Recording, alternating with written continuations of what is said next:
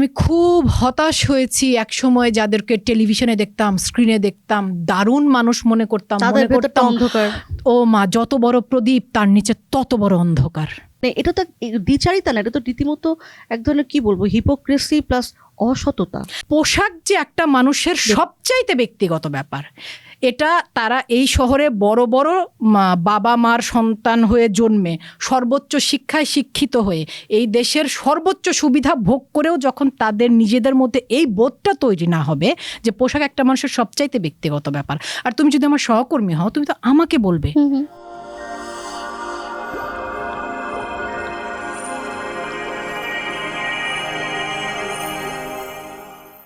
সবাইকে আন্তর্জাতিক নারী দিবসের শুভেচ্ছা জানাচ্ছি। আজ হার স্টোরি উইথ উর্মির প্রথম পর্ব। আর এই পর্বে আমাদের সাথে, মানে প্রথম পর্বে আমাদের সাথে থাকছেন অভিনেত্রী রুনা খান।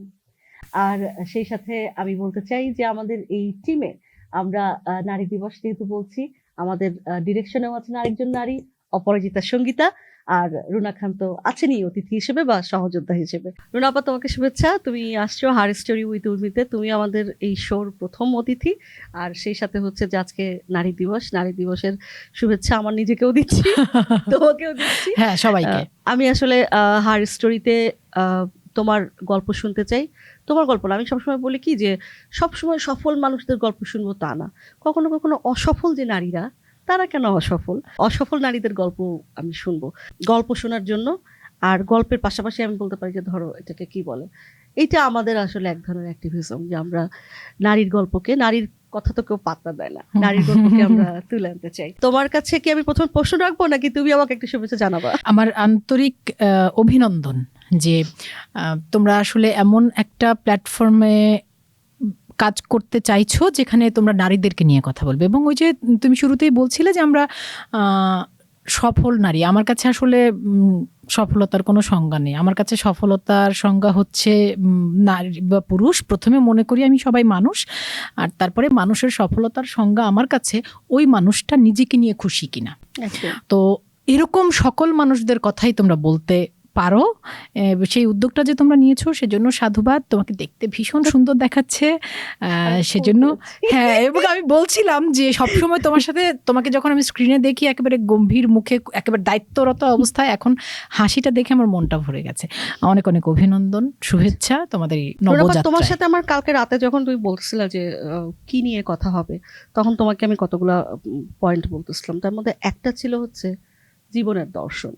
মানে আমার মনে হয় যে আমরা যারা কাজ করি, যে কোনো কাজই করি, তুমি অভিনয় করো, আমি সাংবাদিকতা করি, যে যাই করি, সবসময় আমাদের ফিলোসফিটা সবার পরিষ্কার থাকে না।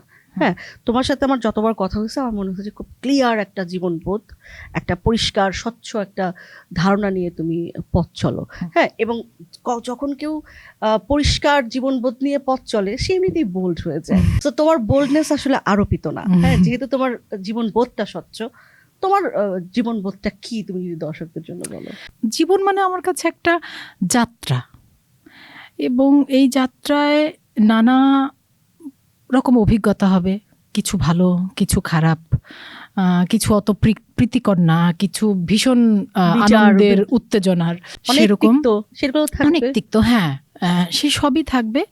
তবে আমার জীবন চলার মূল মন্ত্র হচ্ছে, উর্মিয়াপা, আমি আমার জীবদ্দশায় যখন থেকে আমার বোধ হয়েছে, আমি অন্য কারো ক্ষতির কারণ হলাম কিনা, ওটা আমার কাছে খুব গুরুত্বপূর্ণ। আমি কারো উপকার না করতে পারি, আমার কোনো অসুবিধা নেই, আমি পরোপকারী হতেও চাই না, কিন্তু আমি কি কোনো প্রাণীর ক্ষতির কারণ হচ্ছি, ওইটা আমি যে কোনো কাজ করার আগে একবার চিন্তা করি। কারো বা ধরো একটা পুরো গোষ্ঠী যদি হয়, হ্যাঁ, সে আমি কারো বলতে আমার কাছে শুধু মানুষ না, পৃথিবীর যে কোনো প্রাণ, মানে সকল কিছুই আমি এভাবে ভাবি।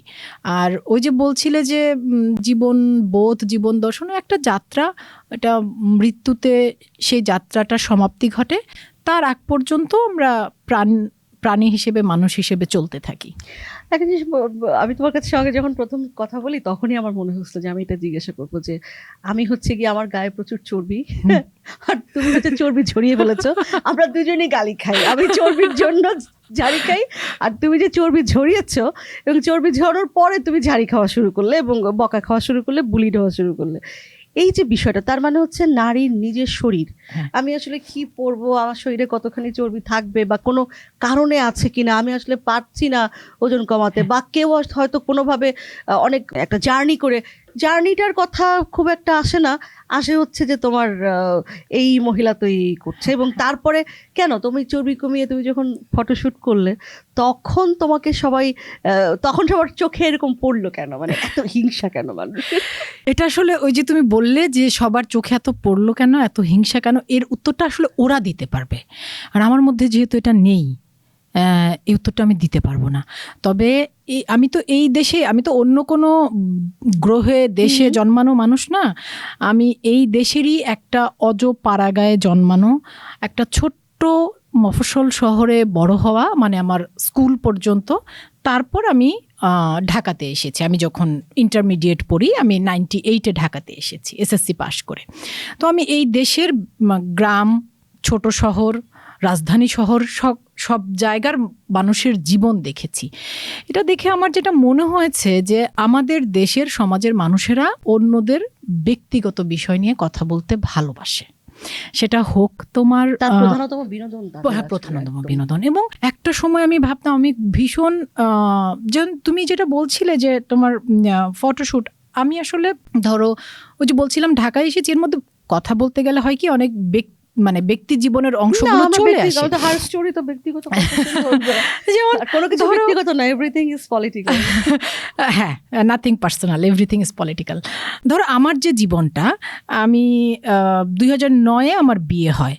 তো বিবাহিত জীবনের পর থেকে যেটা হয় যে আমি এবার আমার বর, আমরা বছরে একবার দেশের বাইরে যাই, এবং সেটা আমাদের ঢাকার আশেপাশের ব্যাংকক, বালি, মালয়েশিয়া, সাউথ এশিয়ার মধ্যে আমরা বছরে একবার 7 দিন 10 দিনের জন্য ছুটি কাটাতে যাই। এবং আমার ভীষণ পছন্দ সমুদ্র, প্রতি বছরই আমরা সমুদ্রের ধারে কোনো শহরে যাই। এবং সে যে সময়টার গল্প আমি করছি, সেই সময়টা আমার ওজন আসলে 100-105 কেজি, 90 কেজি এরকম। এবং প্রতিবারই গিয়ে আমি সমুদ্রে সুইমস্যুট পরে সমুদ্র স্নান করি। যখন 100 কেজি তখনও তুমি পড়ছো? একদমই তাই। এবং সেই সকল ছবি সামাজিক যোগাযোগ মাধ্যমে দেয়া। যেটা তুমি বলছিলে যে সাধারণ মানুষের কথা, আমাকে আসলে গত যে সময়টা আমার অতিরিক্ত ওজন ছিল, সে সময় দর্শকরা আমাকে যেমন চরিত্রে দেখেছে, আমি না দর্শকদের ব্যাপারটা অনেক ভালো বুঝি, কারণ ওরা আমাকে প্রায় 10 বছর একটা রকমের চরিত্রে দেখে অভ্যস্ত হয়েছে এবং আমাকে গ্রহণ করে নিয়েছে। তো ওদের জন্য এটা একটা নতুন কিছু, যেটা ব্রেকিং, হ্যাঁ, যেটাতে অনেকেই ভীষণ অ্যাপ্রিসিয়েট করেছে, ভীষণ। তোমার মতো প্রচুর মানুষ আছে, হ্যাঁ, এবং অনেকের ভালো লাগেনি। আমি সবসময় বিশ্বাস করি যে যখন আমি একজন অভিনয় কর্মী বা অভিনেত্রী হিসেবে আমাকে যখন 5 জন মানুষ চেনেন, তখন এমন কখনোই হবে না যে 5 জনই আমার। হ্যাঁ, কিন্তু রুনা, আমি একটু থামাই তোমাকে। দেখো, তোমাকে মানে একটা চেহারায় একটা লুকে দেখতে সবাই পছন্দ করেছিল। এখানে কয়েকটা লেয়ার আছে, মানে এটা এত ইজি না যে তুমি একটা চেহারা থেকে আরেকটা চেহারায় চলে গেছো, এজন্য কেউ পছন্দ করেছে, কেউ পছন্দ করে নাই। এর ভেতরে যে স্লাট শেমিং আছে, এবং তোমাকে তোমার যে কোনো শুট নিয়ে, তোমার ছবিগুলো নিয়ে যেইভাবে আসলে গালাগালির বন্যা বয় দেওয়া হলো, হ্যাঁ, সেটা আমার কাছে মনে হয় যে একটা বিরাট রাজনীতি। এটা বিষয়টা মোটেই এমন না যে তুমি শুধু আগে খুব শাড়ি পরা সাধারণ বাঙালি মেয়ে ছিলে, সেখান থেকে হঠাৎ করে তুমি খুব হট, খুব একেবারে সেক্সি একটা মেয়ে হয়ে গেলে, এই জন্য অনেকে পছন্দ করলো, অনেকে করলো না। এত কি সিম্পল বিষয়টা? মানে এর মধ্যে অনেকগুলো লেয়ার আছে না? অনেকগুলো লেয়ার আছে। আমি তোমাকে যে জিনিস ওটাই বলতে চাচ্ছিলাম, যে ওই লেয়ারের, আমি তো আমার জীবনটা এই জন্য বললাম তোমাকে যে ব্যক্তি জীবনে আমি মানুষটা সব সময় এমন। আমি বিয়ে বাড়িতে গেলে জামদানি পরি, আমার সংগ্রহে অসংখ্য জামদানি। আমি ঢাকার বাইরে গেলে, দেশের বাইরে গেলে আমি ওয়েস্টার্ন কাপড় পরি।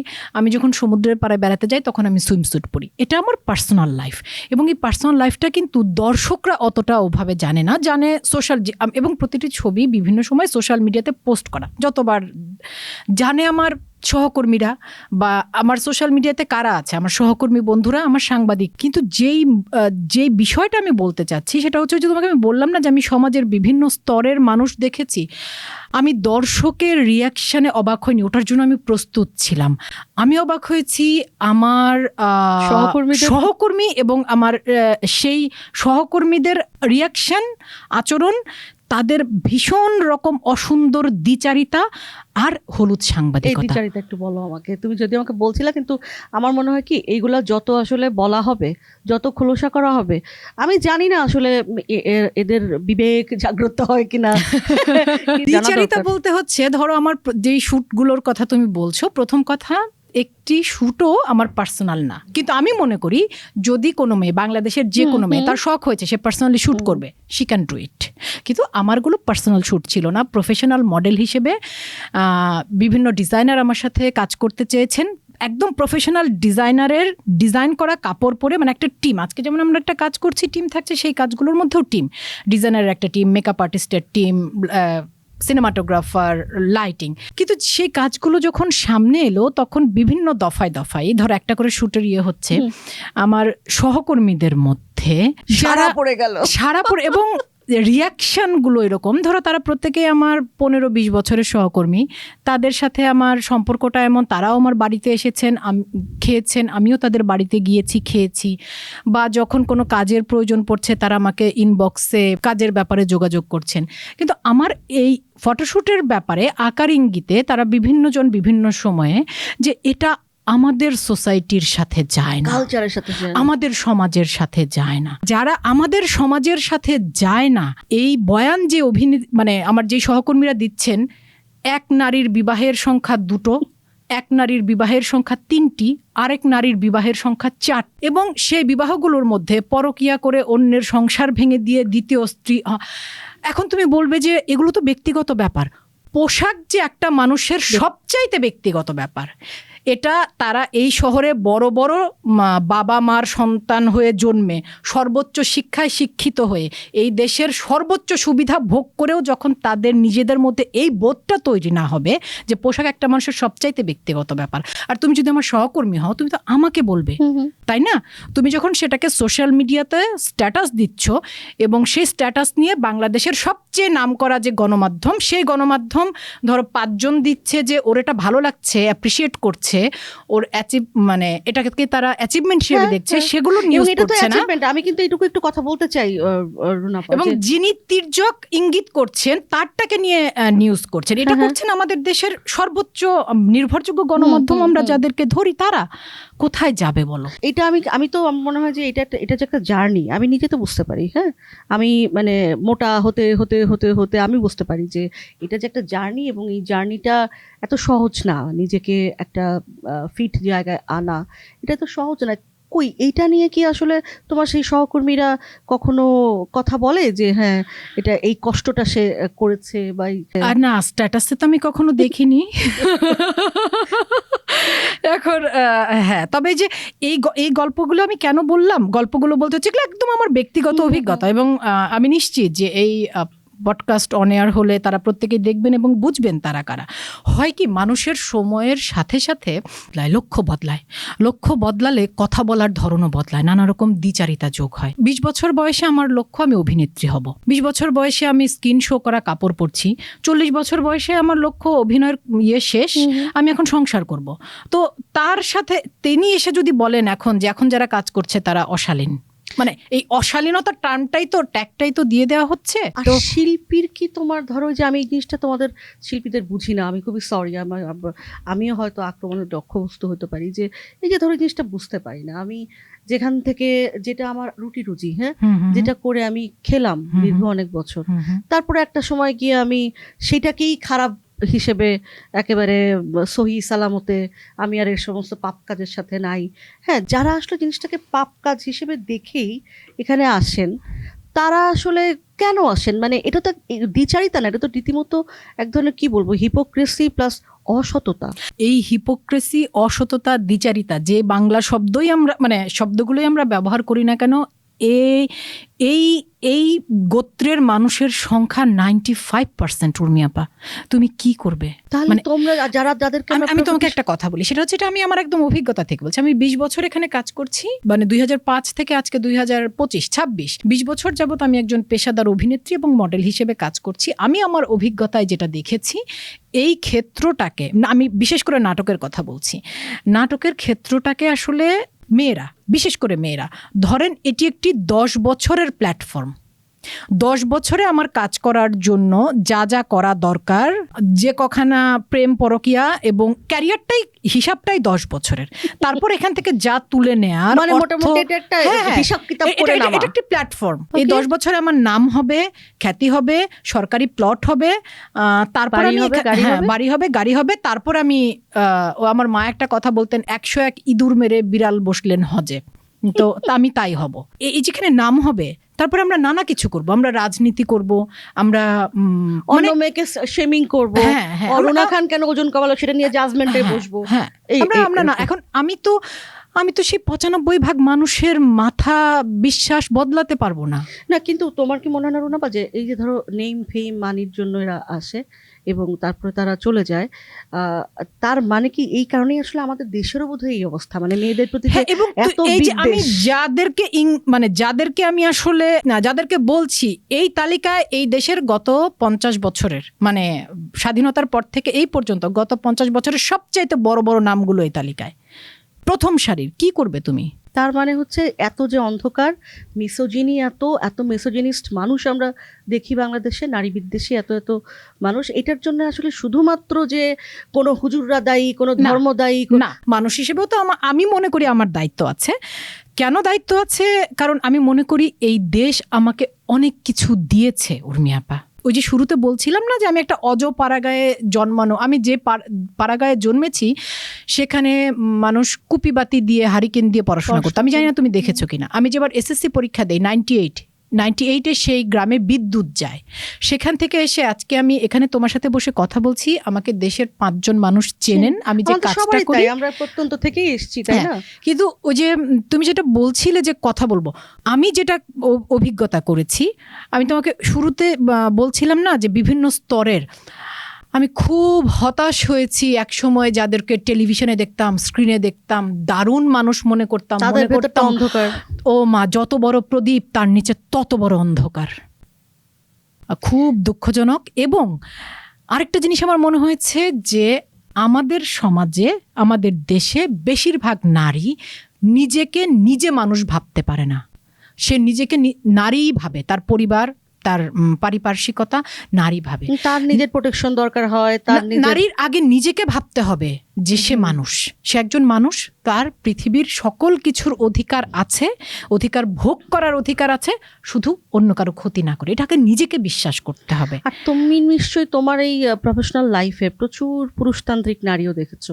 মানে আজকে নারী দিবসে না আমি এই কথাগুলো বলতে চাই যে আমরা শুধু পুরুষদেরকে দোষ দিই, কিন্তু আসলেই তো আমি বলতাম যে শাড়ি পরা প্রচুর বেড়া আমরা দেখতে পাই। হ্যাঁ, মানে তারা হয়তো নারী, পোশাকে আশাকে নারী, তারা শাড়ি পরে ঘোরে অথবা মেয়েদের মতো পোশাক পরে সাজে গুজে, কিন্তু তার ভিতরটা একদম পুরুষতান্ত্রিক, নিয়ন্ত্রণকামী, আধিপত্যকামী।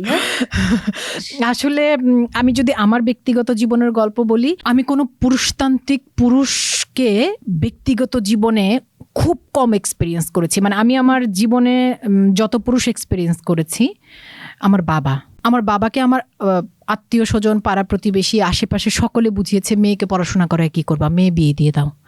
আমার বাবা, তার কথা ছিল আমার এক ছেলে এক মেয়ে, আমি দুজনকেই এই দেশের যতটুকু শিক্ষা ব্যবস্থা আছে আমি সর্বোচ্চ শিক্ষায় চেষ্টা করাবো। শিক্ষা আমার ভাইয়ের গল্প তো আমার একটাই ভাই। আমি যখন আমি আসলে এগুলো না বললে না আমি তোমাকে ডিটেল ইয়েটা দিতে পারছি না। আমি 2005-এ আমার পুরো পরিবার ঢাকায় চলে আসে। 2005 থেকে 2008 আমি যে শুটিং করতাম, প্রতিটা শুটিংয়ে আমার মা যেতেন আমার সাথে ঢাকার বাইরে।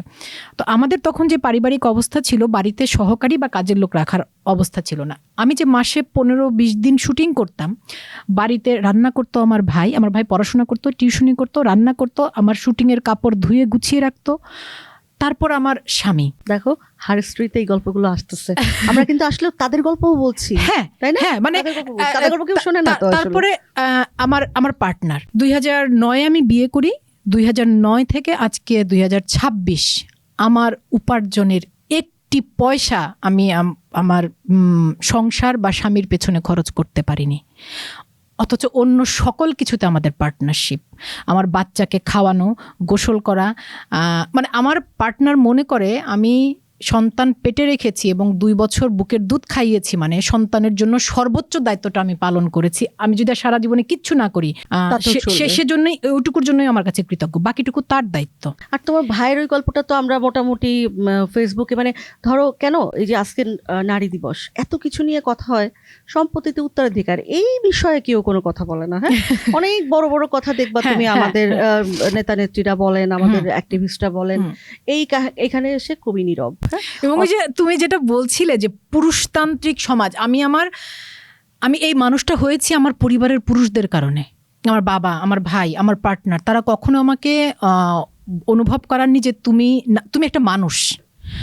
যে কারণে আমি আসলে ওই মানুষের অধিকারটা, আমি পুরুষতান্ত্রিকতা দেখেছি সমাজে, সামাজিকভাবে।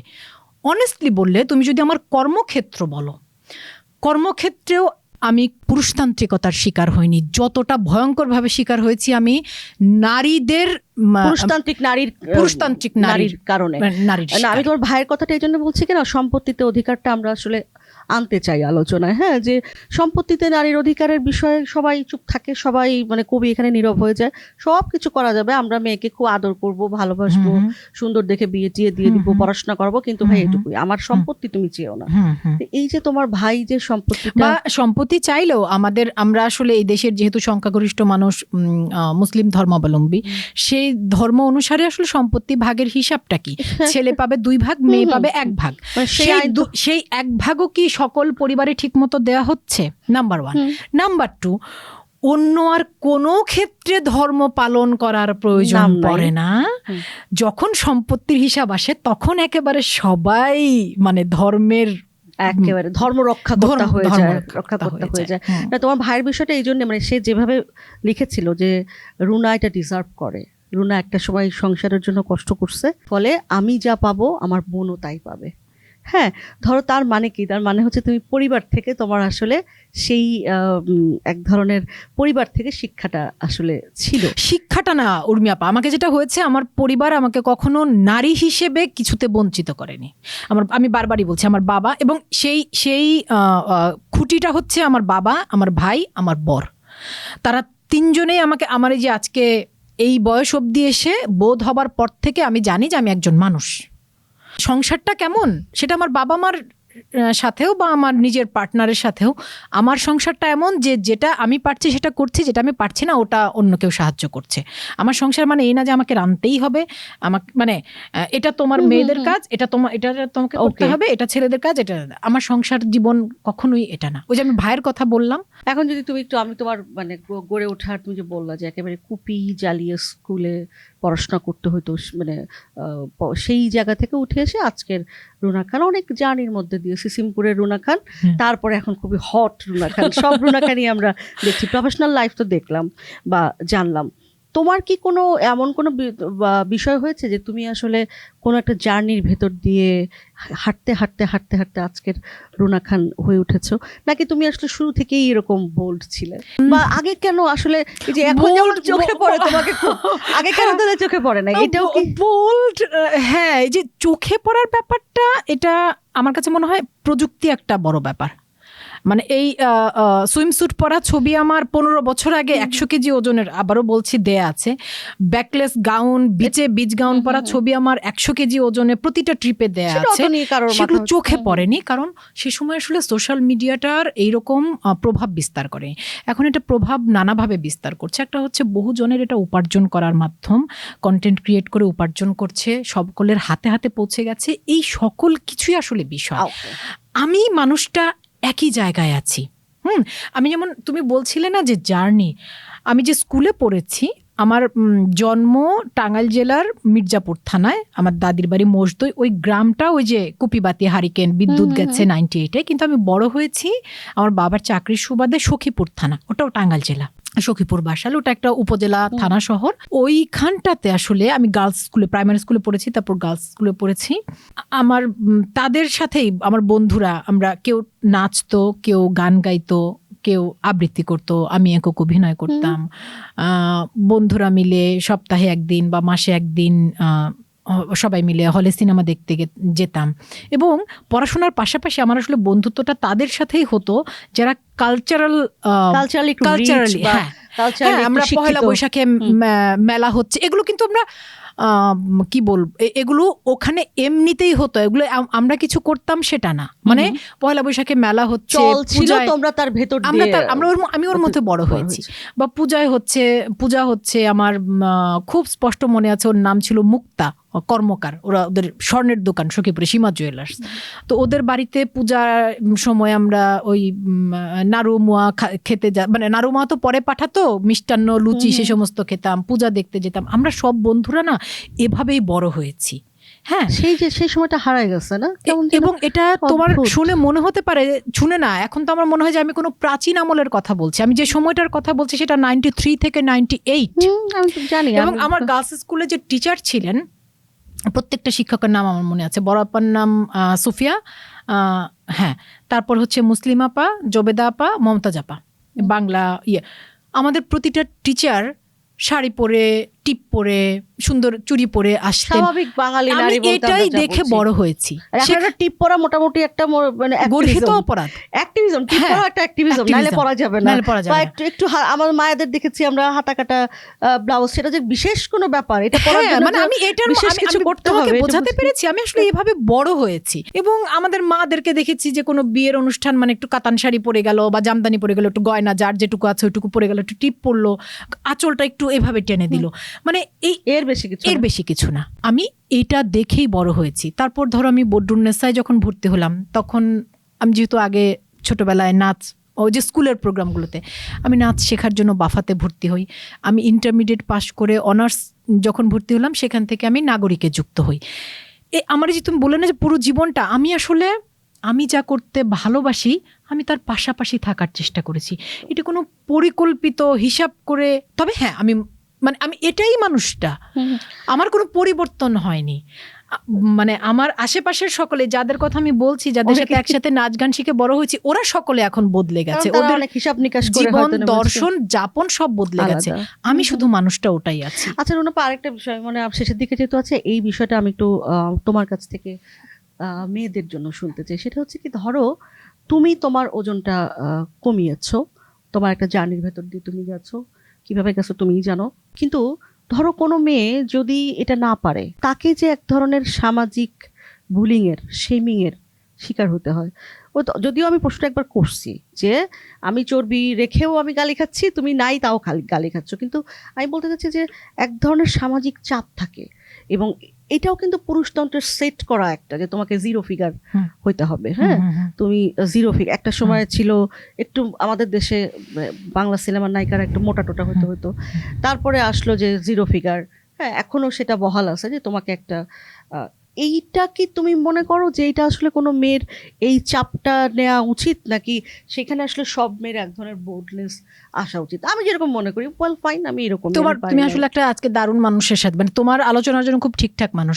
তোমার কি ধারণা, তোমার বারবার বলছো, তুমি নিজে বলছো বলে আমি বলছি যে তোমার গায়ের চর্বি, আমার গায়েও তো আমি 10 বছর চর্বি বয়ে বেরিয়েছি। আমি তো জানি এই সমাজ কি করে, আমি তো জানি পুরুষতান্ত্রিক মাথা। আমি কখনো পুরুষতান্ত্রিকতা একটি মানসিকতা, এটা আমি আমার জীবনে যতটা না পুরুষ দেহে, পুরুষ মাথা দিয়ে বহন করতে দেখেছি, তার চাইতে অনেক বেশি নারী দেহ, নারী মাথা দিয়ে বহন করতে দেখেছি।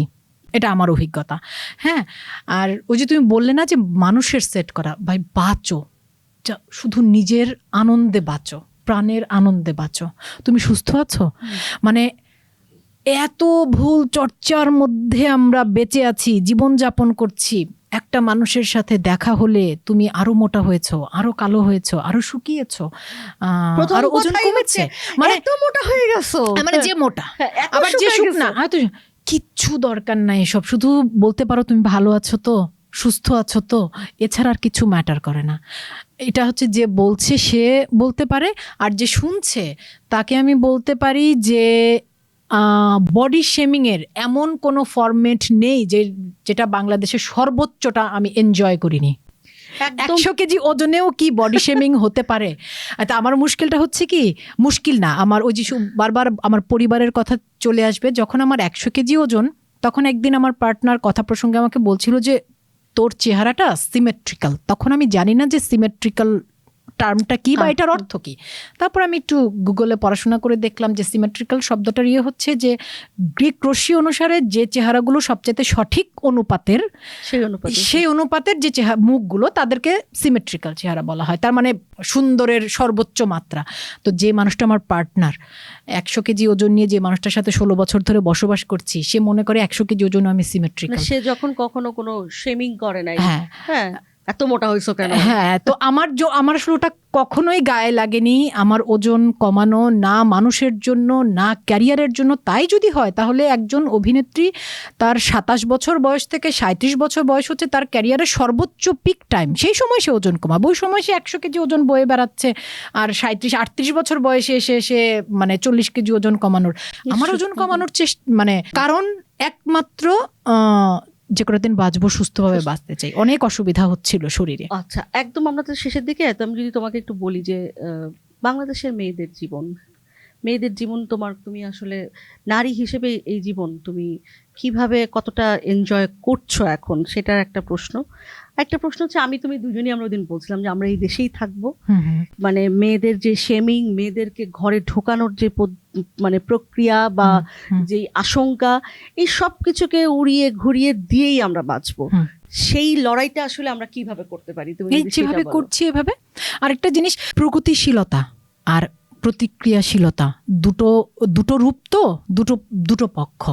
তুমি জেনে ভীষণ খুশি হবে উর্মি আপা, আমি আমার কর্মসুবাদে এবং আমার গ্রাম, আমার খুব যাতায়াত আছে, সবকিছু মিলে আমি খুব সাধারণ মানুষের সাথে আমার চলাফেরা মানে যোগাযোগ। প্রগতিশীলতা আমি দেখেছি আমার বাড়ির সহকারী শাহিদার মধ্যে। যে মেয়েটা 14-15 বছর বয়সে প্রেম করে একজনের সাথে বিয়ে করেছিল, 3-4 বছর পর এক বাচ্চার মা হবার পর আবিষ্কার করেছে স্বামীর অন্য নারীর সাথে সম্পর্ক আছে, ছেড়ে দিয়ে চলে এসে ঢাকা শহরে 4টা বাড়িতে কাজ করে নিজের একলার উপার্জনে মেয়েকে পড়াশোনা করাচ্ছে, নিজে চলছে। আমি এই শহরের অসংখ্য শিক্ষিত, উচ্চবিত্ত, কালচারাল এবং এই অঙ্গনে, আমি যে অঙ্গনে কাজ করি সেই অঙ্গনের নারীদেরকেও জানি শিক্ষা আছে, নিজে উপার্জন করে চলার ক্ষমতা আছে, কিন্তু পার্টনারের টাকায় বসে খাওয়া শুধু না, শুধু সমাজ ভালো বলবে বলে পার্টনারের পলিগামি নানা কিছু সহ্য করে। আসলে এখন আমাদের বয়স হয়েছে, তো পড়তে পড়তে মনোগামি, পলিগামি নানা কিছু জেনেছি। তুমি জেনে ভীষণ আনন্দিত হবে। এদেশের প্রগতিশীলতা আমার তোমার মতো বা এই শহরের যে চেহারাগুলোকে প্রগতিশীল হিসেবে দেখা যায়, শিল্পী, সাহিত্যিক, অভিনেতা, অভিনেত্রী, তারা ধারণ করে না। এদেশের প্রগতিশীলতা ধারণ করে একেবারে প্রান্তিক নারীরা। তারা যে কি অসাধারণ শক্তিশালী, অসাধারণ সুন্দর, সাহসী, সেটা তুমি চিন্তাই করতে পারবে না। আমি ব্লেসড যে ওরকম নারীদের মাঝখানে আমি জীবন যাপন করার সুযোগ পাচ্ছি। তুমি কেন কোনো নির্বাচনী ট্রাকে উঠলে না? তোমার অনেক সহকর্মীকে তো আমরা দেখেছি আওয়ামী লীগের সময় তারা বিভিন্ন নির্বাচনী ট্রাকে উঠে তাদের পক্ষ হয়ে কথা বলেছে, প্রচারণা করেছে। হ্যাঁ, তুমি তো তাদেরই সহকর্মী। হ্যাঁ, তোমাকে তো কখনো দেখলাম না, কিন্তু তুমি এখন মুক্তিযুদ্ধের কথা বলছো, তাই না? তার মানে বিষয়টা তো পরিষ্কারই, তোমাকে কেন দেখলাম? মুক্তিযুদ্ধের কথা আমি আমৃত্যু বলে যাব। আজকে এই যে আমি মানুষটা, মানে যারা উঠেছিল তারা কোথায় আর তুই কোথায়, ওটা তুমি তাদেরকে জিজ্ঞেস করো। সবার হয়তো কথা মানে আমার বিশ্বাস বলতে পারবো যে আমি বারবারই বলছি, আমি অভিনেতা, আমি ভীষণ কৃতজ্ঞ। আমি কিন্তু এই দেশের কাছে, এই দেশের মানুষের কাছে, এই দেশের মাটির কাছে আমার আমৃত্যু ঋণ উর্মি আপা। এটা আমি মুখে বলার জন্য বলছি না, এটা আমি একদম এখান থেকে বিশ্বাস করি।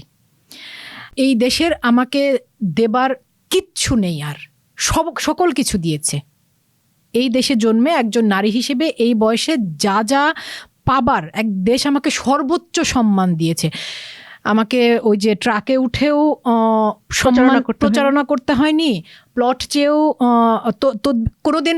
তুমি বোধহয় বাংলাদেশের একমাত্র অভিনেত্রী পাবা যে গত 20 বছরে এই প্লটের আবেদন যার নাই, আবেদন করেনি। কেউ পেয়েছে, কেউ পায়নি, কিন্তু আবেদন করেনি, এরকম অভিনেত্রী তুমি একটা মাত্র পাবা, রুনা খান। আমি এগুলোর জন্য অভিনয় করতে আসিনি, আমি অভিনয়কে ভালোবাসি, সেজন্য অভিনয় করতে এসেছিলাম। তবে অভিনয়ের মাধ্যমে যে অর্থটুকু আমি অভিনেত্রী হিসেবে উপার্জন করি, সেটা দিয়ে আমি খেয়ে পড়ে 2-3 জনের মাত্র সংসার আরামসে চলে যাই। এটাও মনে হয় যে একদম শেষ করি আমরা এটুকু নিয়ে, যে আসলে আমাদের চাহিদা কতটুকু, আমরা আসলে কতটুকুকে নিজেকে, ওই যে প্রথম থেকে শুরু করেছিলাম যে আমি সবসময় সফল নারীর গল্প শুনবো তা না, সফলতা আসলে কে কিভাবে মাপে, আমি সফল হচ্ছে আমি সুখী কিনা, আমি সন্তুষ্ট কিনা, এখানে হচ্ছে সফলতার সংজ্ঞা। একদম, তুমি বলেছিলে একদম। আমাকে, তুমি হ্যাঁ, বোধহয় বলেছিলে, আমি আমি হ্যাঁ। তোমার কথাই তোমার উপরে চাপিয়ে দিচ্ছি। হ্যাঁ, কারণ আমরা তো আসলে কথা বলতে বলতে আমাদের একজন আরেকজনের সাথে ভাবনা, দুটো মানুষ Share মানে তো হয়। দুটো উপন্যাস, তাই না? তোমার জীবনের একটা, এই জীবনের গল্প, আমার জীবনের একটা গল্প, দুটো মানুষ যখন কথা বলছে তখন তো একজন আরেকজনটা শুনছে, ও আচ্ছা এই তো। আমি যে বিশ্বাসের কথা, আমার বিশ্বাসের কথা এত স্পষ্ট করে বলি, আমি এত স্পষ্ট করে বলি এই জন্য যে স্কুলের কথা বলছিলাম না, সে স্কুলে ক্লাস 6-এ ভর্তি হয়েছিলাম 200 মেয়ে, এসএসসি পরীক্ষা দিয়েছিলাম 50-60 জনের মতো।